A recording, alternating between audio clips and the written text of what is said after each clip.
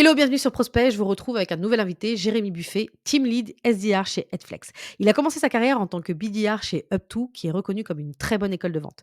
Pour vous donner une petite idée, le rythme pour un business developer, c'est 300 à 350 calls par semaine pour générer 5 opportunités par semaine. Même après être passé à compte exécutif, il continue la prospection avec un minimum de 150 calls par semaine. Toute cette expérience, ça lui a permis d'acquérir une discipline et les bonnes méthodes commerciales. En mars dernier, il décide de se lancer dans le management d'une équipe de SDR chez Headflex. L'objectif, c'est de construire et piloter une équipe qui va être capable d'atteindre des objectifs ambitieux. Très vite, son impact sur les performances se fait ressentir. On voit une augmentation du MRR potentiel généré de plus de 200%, une augmentation du nombre d'opportunités générées par mois de 180% et une progression individuelle des membres de l'équipe entre plus 50% et 100%. Je l'ai invité pour répondre à 3 questions. La première question, comment transformer un junior en top performer en 3 mois? Deuxième question, comment gérer la baisse de performance d'un membre de son équipe? Et enfin, la troisième question, quels sont les prérequis ou les compétences à développer pour devenir un bon manager? Je vous laisse découvrir tout ça. Bonne écoute.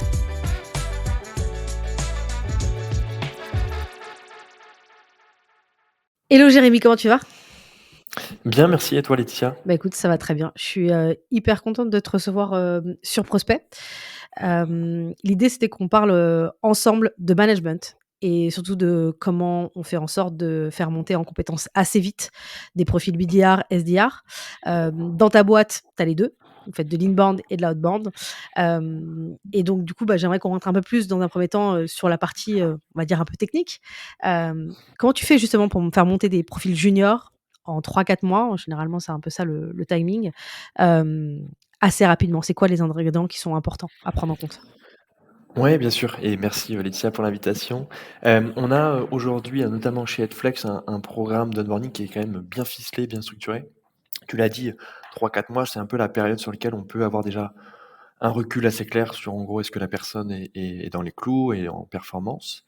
Et en fait, ça se découpe en 2 temps. On a un premier temps de 3 semaines qui est un onboarding très, RH d'intégration, dans lequel, la personne va finalement rencontrer toutes les équipes. On travaille beaucoup, nous, sur un outil qui s'appelle Notion, que beaucoup d'entreprises doivent connaître, qui nous permet, voilà, de faire parcourir toutes les ressources internes et externes, les pitchs, le discours des fondateurs et cetera. Donc là, c'est vraiment, la compréhension de notre écosystème et lors déjà de ces 3 semaines, on commence petit à petit à travailler le discours sales. Donc en fait, comment on va appréhender, l'exercice et j'aime beaucoup, moi, partir sur l'exercice d'inbound, donc de commencer sur une situation qui est entre guillemets «un peu plus confortable» pour aller chercher un exercice, qu'on souhaite réaliser parfaitement. Donc c'est en gros là où la qualification doit être la meilleure et petit à petit, donc on avance et quand je parle de 3 semaines, c'est que je considère que globalement, allez, on n'est pas à un jour près, mais 3 semaines, c'est le temps qu'il me faut pour que la personne puisse commencer ses appels en autonomie. OK, À partir de là, si elle peut avant, bien sûr, on sera très content, mais c'est un peu la marge de manœuvre que moi j'ai d'un point de vue, pilotage. OK. Et donc par rapport à ça, comment on fait derrière? On va mettre en place une certaine routine, une organisation avec, des sessions collectives et individuelles de roleplay, donc des cas pratiques, qu'on fait ensemble. Encore une fois, on prend inbound, on a aussi cette notion d'outreach, donc des contacts qui sont qualifiés par le marketing, outbound, en one to one, où je vais jouer le rôle du prospect. Parfois, je vais jouer aussi le rôle du SDR et on le fait aussi et surtout de façon collective pour déjà faciliter l'intégration dans l'équipe, et encore une fois que les interactions soient différentes. Parce qu'au bout d'un moment, quand on fait des exercices et que c'est toujours moi qui joue le rôle du prospect, j'ai une façon d'amener les choses qui est, pas aussi variée que ce qu'on peut avoir sur le terrain de façon, quotidienne. OK. On a ça, est-ce que tu veux que je détaille un petit peu plus, Laetitia, Bah, ou? un petit peu plus, en fait, j'aimerais bien savoir déjà, sur on revient un petit peu en arrière, j'aime bien cette idée, en fait, de Ouais. se dire, en fait, effectivement, au départ, parce que tu as 2 écoles là-dessus. Tu as l'école de dire, effectivement, il faut, faire en sorte que les gens prennent le téléphone tout de suite pour justement pas créer le côté, un peu, appréhension, voilà, donc de briser la glace tout de suite et puis il y a ceux, effectivement, bah, où vous vous retrouvez plus là-dedans, c'est de dire, bah, en fait, faut j'ai envie que mon sales, quand il arrive, il intègre vraiment tout le discours, il s'imprègne, effectivement. Sur justement ces éléments-là, sales, quand tu parlais de discours et cetera, est-ce que, il y a des choses, dans toutes ces ressources qui sont les plus importantes, enfin, que toi tu recommandes en fait? Que tu te dis en fait: «Ouais, ça fait vraiment la différence que, un billard passe par cette phase-là de s'imprégner de ça, avant de prendre son téléphone». Ouais, bien sûr. Déjà, c'est la compréhension, alors c'est ma vision de la vente et ça a été mon éducation commerciale, mais c'est que c'est à 80 voire un peu plus, de la méthodologie. C'est pas du relationnel, c'est pas de l'inné. Aujourd'hui, chez Edflex, on adresse les grands comptes. Donc déjà, on n'a pas 15 000, chances, hein, de les avoir. Il faut être bon tout de suite et c'est vraiment de comprendre que chaque mot, chaque terme, chaque question peut t'apporter quelque chose, mais réfléchis. Donc déjà, c'est quand même un point important. Et derrière, oui, c'est sur la crise. Donc, en gros, ma façon d'aborder les choses, toujours de façon très collaborative, c'est de dire: «Voici la recette magique qui marche», avec ces questions ouvertes, le fait d'avoir, à un moment donné, une méthodologie, un entonnoir, de pouvoir, aussi cerner le prospect et aller chercher le rendez-vous.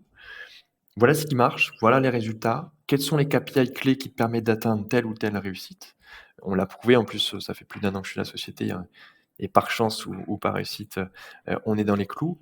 Mais du coup, voilà, ça donne un cadre très, très cadré et moi, ce que je demande toujours, c'est de l'appliquer. C'est que sur ces premières semaines, ces premiers mois, on suive cette directive-là. Après et ça arrive tout le temps d'avoir un ou une collaboratrice qui me dit: «Bah, en fait, j'aimerais bien, à un moment donné, tester autre chose, une autre approche, j'ai vu ça sur LinkedIn et cetera. Qu'est-ce que tu en penses?» Mon recul, c'est toujours le même, c'est de dire: «Écoute, teste». Alors déjà, on en parle, on met tout sur la table, teste. On se donne une échéance très claire en se disant: «Bah, au bout d'une semaine ou 2 semaines, on fait un état des lieux précis de ce que ça a apporté». Si on est sur des performances qui sont aux attentes, bingo, tant mieux. Si à l'inverse, et malheureusement c'est souvent le cas, on est en dessous de ce qu'on s'était établi, on revient au basique et on n'en parle plus. Mais ça permet aussi finalement de transmettre une méthode qui marche. Enfin, en tout cas, alors il y en a pas qu'une, hein, bien entendu, je révolutionne pas, la vente, mais ouais, ça challenge un peu, le côté intellectuel de réfléchir à qu'est-ce que je dois dire, quand et comment. Trop bien. Alors du coup, justement, après tu as parlé de la partie roleplay, hein, où effectivement tu essaies de Ouais. varier, les intervenants et donc du coup de prendre aussi également dans les équipes. Ce que j'aimerais, c'est quoi pour toi justement un roleplay, réussi?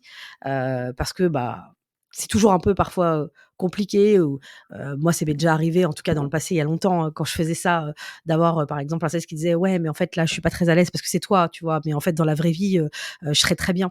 Alors qu'en fait, ça se passe jamais comme ça. Si tu es pas à l'aise avec moi, ça se passera pas bien dans la vraie vie. Heu, Comment tu fais pour trouver les cas justement? Heu, Comment tu montes en fait ces roleplays, en termes de contenu, Alors, bonne question. Je l'ai choisi en fonction des membres de l'équipe. Donc en gros, ils n'ont pas tous les mêmes exercices. Je passe et ça demande du temps. En fait, la préparation d'un roleplay, je pense qu'on la, dénigre un petit peu, mais et c'est pareil dans mon ancienne expérience, les managers passaient beaucoup de temps à avoir un truc très cadré. C'est-à-dire qu'aujourd'hui, je sais quelles questions je pose, pourquoi. Ça passe par de la réécoute de call, hein, sur la semaine. Si le roleplay, c'est le jeudi, j'écoute les calls du lundi, mardi, mercredi. Si telle personne a telle objection et je pense qu'il n'a pas su rebondir, je la préviens, je dis: «Bah, voilà, aujourd'hui, on va travailler sur ça». Mais parfois, ça vient et d'ailleurs, c'est le fait de faire très régulièrement qui rend l'exercice plus accessible et même il me le demande. Ça m'est arrivé une ou 2 fois de les annuler parce que j'étais un peu pris et on les a décalés parce qu'ils y voient un intérêt et une force de progression qui est très forte. Donc c'est préparation, routine, c'est-à-dire qu'il faut le faire. C'est comme, un sportif ou autre, on prend toujours cette image-là, mais plus tu en fais, plus c'est facile d'y aller. Et c'est derrière d'avoir une indication. C'est-à-dire que je donne toujours une porte d'entrée en disant: «On va faire un roleplay où l'objectif, c'est de prendre une démo». Tu as une porte d'entrée, tu peux prendre la démo, quoi qu'il arrive. Maintenant, si tu ouvres pas la bonne porte, ben, l'exercice sera, loupé et c'est pareil, ça fait entre guillemets «cogiter» et à la fin, c'est toujours, le cadre, d'avoir un regard très bienveillant et pour autant très critique, que ce soit positif ou négatif, en disant: «Bah, voilà, on voulait travailler tel point, telle objection, qu'est-ce que tu en as pensé? Qu'est-ce que les autres en ont pensé?» Et moi, en tant que manager, finalement, j'essaye de moins parler possible. Plus la réponse, si elle me convient bien entendu, vient de l'équipe ou de la personne qui a fait le cas, mieux c'est. OK. Sur les 3-4 premiers mois, tu fais combien de genre à la louche de sessions, de roleplay? Parce que généralement dans cette période-là, elles sont plus intensifiées, elles sont plus c'est plus rare, d'en faire après. À tort ou à raison, ça dépend des boîtes. J'ai vu des boîtes où ils ont Bien continué sûr. à en faire, 2 ans, même 2 ans après, même quand la personne est en top performer. Donc du coup, toi, en fait, sur les 3-4 premiers mois, parce que là, on va se concentrer un peu plus là-dessus, heu, pour qu'il y ait un bon, pour que le ramp up, soit assez rapide, heu, tu préconises combien de sessions? C'est toutes les semaines? C'est 2 fois par semaine? C'est Alors sur les 3 premières semaines, enfin donc globalement le premier mois, la première semaine j'en fais pas, parce que voilà, il y a déjà beaucoup d'informations et les soirées sont déjà assez lourdes donc globalement à partir de la deuxième semaine, c'est, entre 3 et 4 roleplays, hem, sur la semaine, donc globalement un par jour. Après tout dépend aussi de l'expérience du candidat ou de la candidate, enfin la qui nous a rejoint, donc forcément si tu es à l'aise, on passe plus ou moins de temps sur tel ou tel sujet. Après aujourd'hui, jusqu'à 3 mois, c'est au moins 2 roleplays individuels par semaine, et une session collective par semaine. En fait, j'alterne, donc c'est-à-dire que j'ai 2 gros créneaux dans la semaine. J'ai une session de réécoute de call collective qui est une fois tous les 15 jours et une session de roleplay collectif qui, celle-ci, est toutes les semaines. OK, c'est intéressant, donc du coup, toi, tu le fais plutôt en mode collectif parce qu'il y a plusieurs écoles là-dedans et j'aimerais bien que, en tout cas pour les gens qui nous écoutent, qui sont soit veulent devenir manager ou soit, sont déjà managers, il y a de la partie roleplay où on est en one to one, tout seul. Ouais. Ça a l'avantage de faire en sorte que les personnes soient, bah, un peu moins stressées et puis il y a la partie collectif où ça a un autre avantage, c'est que du coup, comme tu la disais, c'est les autres qui donnent du feedback en créant notamment, et c'est à toi de le faire généralement cet environnement bienveillant. Donc toi, en fait, tu as plutôt choisi la partie collectif. Est-ce que parfois il y a des choses sur lesquelles où tu vas dire: «Bon OK, ce SDR là ou ce BDR là, peut-être que je vais le compléter ça avec, de l'individuel parce que je sens que sur le collectif ça peut le bloquer» ou autre? Oui et donc je me suis peut-être mal exprimé, mais en effet, il y a 2 sessions de roleplay individuelles, donc en one to one, OK. plus les sessions collectives. Mais oui, c'est important, l'indiv parce que les remontées sont pas forcément les mêmes, donc il faut mixer les 2. Je trouve que c'est le bon combo. Après, chacun fait un peu comme il veut, mais bien entendu qu'il faut OK. varier. Toujours sur cette partie-là, en fait, un peu des 1 semaines, tu as parlé d'écoute de call. Pour moi, c'est quelque chose qui est, je trouve parfois, mieux que parfois que des roleplays où parfois on va jouer un rôle et donc c'est pas vraiment la vraie vie. Là, en fait, on peut un peu plus se projeter sur ce qui allait, aussi ce qui ne va pas. Aujourd'hui, justement, si tu devais un peu nous présenter un peu comment tu mènes ces écoutes de call? Comment tu les mènes? Comment tu interroges les gens? Comment tu fais en sorte qu'ils se posent les bonnes questions? Et surtout, comment tu amènes tes feedbacks, en fait, parfois, notamment ce qui va m'intéresser évidemment, c'est les négatifs qui sont les plus durs à passer. Ouais, bien sûr, bien sûr. Alors, et pour rebondir juste à ta question précédente qui était de se dire: «Qu'est-ce qu'un bon roleplay?» Le meilleur des roleplays, c'est quand finalement, quand on fait l'exercice à la fin, le ou la SDR me dit: «Bah, tu vois, Jérémy, j'ai eu cet exercice la semaine dernière» ou un peu plus tard, je l'ai vécu, donc c'est être plus proche de la réalité et donc on a des outils, enfin, aujourd'hui, il y a beaucoup d'acteurs qui vont, travailler sur l'enregistrement qui est alimenté par l'IA, donc on peut faire de très belles choses, avec le temps de parole et cetera. 2 choses. Première chose, c'est que d'un point de vue manager, moi j'ai un créneau bloqué dans mon agenda, alors c'est un peu lourd, c'est toujours la même chose, mais qui «m'oblige» entre guillemets à écouter des calls. Parce que suivant l'équipe qu'on a, en termes d'effectifs, si tout le monde passe ne serait-ce que 50 calls et qu'on en a 4 sur la journée, ça fait déjà pas mal de calls. Bien entendu, il faut faire une segmentation, on va aller écouter les calls qui sont plus longs et cetera. Mais toujours dans cette routine et l'auto-formation, auto-évaluation, je leur demande, pour la session collective, d'identifier des calls sur lesquels ils sont en difficulté. Et en fait, alors, c'est peut-être de la chance d'avoir une équipe qui est très réceptive à ce système, mais aujourd'hui, ils m'identifient quasiment tous les jours sur des calls ou des objections qu'on travaille ensemble. Ils n'ont pas ce frein de se dire: «Ah, Jérémy, il va, critiquer, il va m'en vouloir». Ça arrive à tout le monde et petit tips en tant que manager, ça m'arrive encore de passer des calls, et ça fait rire tout le monde parce que quand on intègre des gens, je leur fais écouter. Il m'est arrivé une ou 2 fois d'avoir vraiment un vrai bâche, quoi. J'ai fait un mauvais call et j'hésite pas en aucun cas de leur transmettre, de leur faire écouter pour leur dire: «Mais OK, que tu sois manager ou que tu sois là depuis 5 ans, ça arrive de se planter». Ça, c'est quand même, dédramatiser un peu la situation. Hem et donc c'est un créneau, eux, dans leur agenda, ils ont globalement 30 minutes où, à la fin de la semaine, ils doivent identifier en fonction des critères qu'on s'est définis. Est-ce que c'est l'accroche? Est-ce que c'est la façon de conclure un rendez-vous? Ils vont m'identifier dessus et sur ça, je vais l'écouter et en fonction du degré d'accompagnement qui est nécessaire, soit je le fais ou on prend un temps en visio ou en physique pour en parler, soit je fais une restitution un peu par écrit en disant: «Bah, là, typiquement, top accroche, tu aurais peut-être pu te changer 2 ou 3 ou ta petite question, elle pouvait être tournée de façon différente». et je m'assure que le message est passé et derrière on passe à autre chose. OK. Ce que je trouve intéressant, c'est que c'est pas toi qui arbitrairement choisis, les calls, c'est qu'aussi également tu les, intègres en fait dans le process en leur disant: «Voilà ce que j'aimerais travailler» et donc du coup, on n'est pas dans ce truc de défiance qu'on peut avoir dans certaines boîtes en fait qui ont pas forcément réussi et du coup, en fait, on est un peu gêné d'écouter les calls parce qu'on a l'impression qu'on va créer un peu une atmosphère un peu de, bah, justement de défiance. Donc en tout cas, c'est Oui, hyper intéressant. Quand on avait parlé en off, tu avais pas mal parlé de ton objectif, c'est d'essayer d'encourager, justement, l'autonomie. Hem, alors du coup, je trouve ça hyper intéressant, mais parfois ça peut être antinomique avec le métier, où en fait, c'est quand même un métier, en fait, qui te demande d'être tout le temps régulier, d'être toujours motivé et cetera et donc quand même, c'est assez facile, en fait, sur ce métier de se démotiver tout seul et donc tu es quand même obligé de te remettre dans les rails, évidemment. Donc comment toi tu procèdes justement pour faire en sorte d'avoir le bon curseur?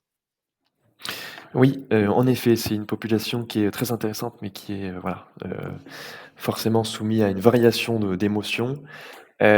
C'est toujours dans ces points hebdo, c'est d'avoir à un moment donné un recul assez nécessaire sur qu'est-ce qui s'est passé cette semaine ou même au quotidien et j'essaye du mieux possible de prôner sur l'extériorisation. Un call qui se passe mal, alors il ne faut pas, crier un open space bien entendu, mais on en discute si besoin, on extériorise. Chaque call est un nouveau, pitch, une nouvelle conversation, donc on passe à zéro. Et c'est, derrière des outils, assez classiques de pilotage. Donc en fait, quelqu'un qui est démotivé, on va vite le voir. Le nombre de calls va drastiquement baisser ou en tout cas baisser et c'est, du détail. Par exemple, le petit soufflement.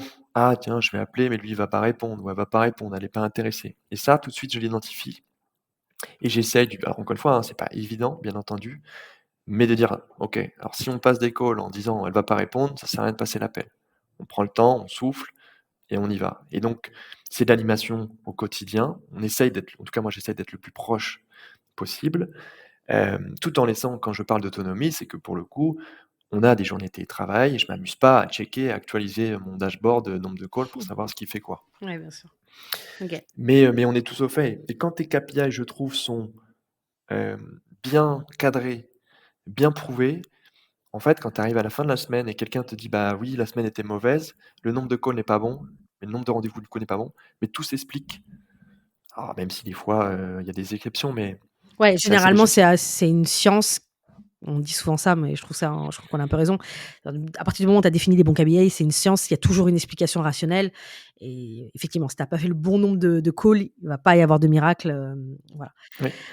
A après, il y a par contre, tout le monde a enfin, chacun a une source de motivation qui est un petit peu Ouais. différente, donc derrière, c'est des sujets d'animation sur, bah, qui aime quoi et ça, c'est que ça soit pour les SDR, BDR ou tous les sales. Voilà, est-ce que c'est, full motivation sur la réussite, l'argent? Est-ce qu'il faut mettre des challenges en place? Est-ce que c'est de la reconnaissance? Est-ce que c'est, on parlait d'onboarding collaboratif, est-ce que c'est à un moment donné attribuer, un atelier d'onboarding à quelqu'un qui est expert sur un sujet? Ça paraît, anodin, mais ça Ouais, bien booste sûr. certaines De équipes fou. Ouais. de se sentir, valorisé, reconnaissant, encore une fois sur un poste qui est quand même très souvent, un peu ingrat, quoi. Ouais. Alors justement, tu as fait ce job, avant d'être manager. Oui. Tu l'as fait dans une belle boîte qui est une école de la vente, hein, qui s'appelle Up2. Tu m'avais, en fait, j'aimerais bien savoir, en fait, qu'est-ce que tu t'es de quoi tu t'es servi dans ton propre expérience à toi pour pouvoir être bon manager? S'il y avait un truc dont tu t'es servi, en termes d'expérience ou en termes de ressenti sur ce métier, justement, parce que tu le connais, pour justement, bah, bien manager ta team? J'insiste beaucoup, beaucoup sur l'aspect méthodologie, mais c'est vraiment le fait de se dire à un moment donné: «Voici ce qui marche, il faut l'appliquer». Alors ça fait un peu, scolaire, apprentissage, mais en effet, chez Upto, c'est une grosse école de vente. Il faut adhérer à ce script, à cette façon d'aborder les choses, mais à un moment donné, quand tu vois tous tes collègues qui sont en performance, qui sont en réussite, bah, tu te dis: «Bah, si je veux réussir, si je veux faire la même chose, il faut le faire» et chez Upto, je l'ai vécu. On était, BizDev à eux, on passait énormément de calls. Et c'est de la méthode, c'est pas, j'ai jamais, réussi à vendre, juste en disant: «Bonjour, ça va?» en faisant une petite blague, ça se passe pas comme ça. Mmh. Ou alors peut-être dans certains business models, mais Ouais. c'est cette notion de, je sais où je mets les pieds, pourquoi, et c'est ce que j'essaie de retranscrire chez Netflix, Ouais, avec du l'équipe. coup, vraiment la méthode et cetera. Hem, alors, Dans le management, il y a une problématique en tout cas, c'est, tu peux avoir et surtout sur ce type de métier, parfois des personnes au-delà de la motivation qui juste manquent de confiance et surtout au début, sur les premières semaines. Moi, je me rendais compte que souvent parfois, alors pas sur tous les profils, mais tu peux avoir un pic de motivation parce que les gens sont contents de rejoindre ta boîte. Puis ensuite, il y a les difficultés qui apparaissent. Il peut y avoir une baisse de motivation et cette motivation, elle n'est pas liée à de la motivation liée à la boîte, mais à un manque de confiance et si tu ne le prends pas au vol, ça peut être catastrophique. Hem, Qu'est-ce que tu fais justement dans ce cas-là, quand tu repères en fait une personne qui manque de confiance et qui a des performances qui est en dessous? Hem, Comment tu procèdes avec cette personne-là pour pas qu'elle panique, pour pas qu'elle ait l'impression d'être nulle et qu'ensuite c'est compliqué à récupérer? Bien sûr et c'est vrai que ça m'est arrivé une fois et différents facteurs en tout cas pour pallier à ça, c'est déjà, toujours ce sujet alors pareil, je dis toujours un peu les mêmes termes, mais cette notion de communication, de transparence Ouais? où on va pouvoir anticiper les KPI, on les voit tous baisser. Donc je préfère très rapidement dire: «Attention, là on n'est pas dans les clous, une journée, 2 3 jours», plutôt que d'arriver en fin de semaine en disant: «Tu as perdu une semaine». Ouais, Donc très important ça. c'est l'anticipation. Mmh. Et quand tu as quelqu'un en effet qui est en sous-régime et comme tu l'as dit, des fois, c'est même sur des, c'est ce qui fait aussi la richesse du poste, c'est que tu peux avoir quelqu'un qui est en surperformance, pardon, mais si ton objectif est trimestriel, bah, finalement le premier du trimestre d'après, il repart à zéro Mmh. et potentiellement si la première semaine se passe pas bien, on est un peu, au fond du trou. Mmh. Donc, en tout cas pour ceux qui sont vraiment en difficulté et qui sont pas en surperformance, c'est de pouvoir à un moment donné, déjà mesurer un peu, l'intelligence situationnelle ou commerciale de la personne. Qu'est-ce qui fait que, selon toi, tu ne réussis pas? Et j'essaie de creuser. Est-ce que c'est ton pitch? Est-ce que c'est la motricité? Est-ce que c'est la motivation? Est-ce que c'est un facteur perso? Et très souvent, enfin, en tout cas, encore une fois, avec mon équipe, j'arrive à un moment donné à avoir des éléments qui me disent: «Bah, ouais, je crois peut-être un peu moins au discours. Là, cette question-là, finalement, j'ai l'impression qu'elle marche plus». Et donc derrière, je peux tout de suite réagir en disant: «Bah, attention, ça fait, tel ou tel, mois que tu arrives à prendre des opportunités avec cette question, donc ne remettons pas tout encore une fois, tout en question. Restons sur les bons rails, restons concentrés et c'est de l'analyse. Alors derrière, il faut, analyser cette data et cette action, mais qui tu appelles? Finalement, est-ce que tu es sûr d'appeler les bonnes personnes au bon moment? Est-ce que tes calls ne sont pas réduits? Hem, Plein de paramètres qui font que finalement, à un moment donné, tu arrives à, en tout cas, mettre le doigt, toi en tant que manager et le collaborateur, sur qu'est-ce qui fait que ça ne va pas. Moi, j'avais quelqu'un dans mon équipe qui, en effet, était, force de proposition, volontaire et cetera. Mais à un moment donné, notamment sur le facteur de, l'organisation et de la rigueur, bah, il avait du mal à prendre le pli. Donc, bah, en tant que manager, c'est de pouvoir lui accompagner, lui disant: «Bah, voilà, aujourd'hui, voici encore une fois la recette sur un emploi du temps qui marche. Prends-le en compte. Si tu le prends pas en compte, bah, au bout d'un moment, je vais être obligé de te l'appliquer et de l'obliger». Et c'est toujours de prouver derrière avec des résultats tangibles qui disent: «Bah, c'est ce qui te permet d'atteindre tes objectifs». OK, j'aime bien parce que du coup, tu me disais, que toi, ton objectif, c'était de pas avoir une posture descendante avec ton équipe. Donc c'est vraiment collaboratif d'essayer que ce soit eux qui trouvent les réponses, du coup, à leurs manquements ou en tout cas à leur baisse de performance et cetera et aussi leur donner confiance. Alors confiance aussi également en ta méthode, confiance en tes convictions pour pouvoir, Bien sûr. les appliquer, voir les résultats derrière et donc du coup, enfin voilà. Et ben, écoute, je te remercie beaucoup pour le partage, Jérémy et à bientôt. Beaucoup de réussite. Ciao.